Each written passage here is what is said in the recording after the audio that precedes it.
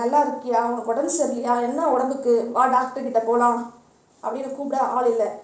நீ எங்கே போகிற, எப்போ வருவ அப்படின்னு கேட்க ஆள் இல்லை அப்படின்னு சொல்லி நீங்கள் கவலையோடும் பாரத்தோடும் இருப்பீர்களானால் மத்தேயு 10 29 முதல் 31 ஒரு காசுக்கு 2 அடைக்கலான் குருவிகளை விற்கிறார்கள் அல்லவா? ஆயினும் உங்கள் பிதாவின் சித்தம் இல்லாமல் அவைகளில் ஒன்றாகிலும் தரையிலே விழாது.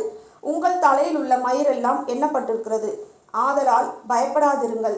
அநேகம் அடைக்கலான் குருவிகளை பார்க்கிலும் நீங்கள் விசேஷித்தவர்களாய் இருக்கிறீர்கள்.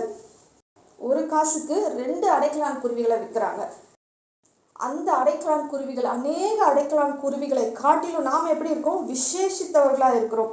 உலகத்தில் இருப்பவர்கள் உங்களை கவனிக்காமல் இருக்கலாம், அவர்கள் உங்களை கண்டு கொள்ளாமல் இருக்கலாம்.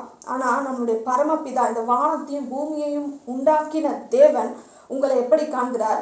விசேஷித்தவர்களாய்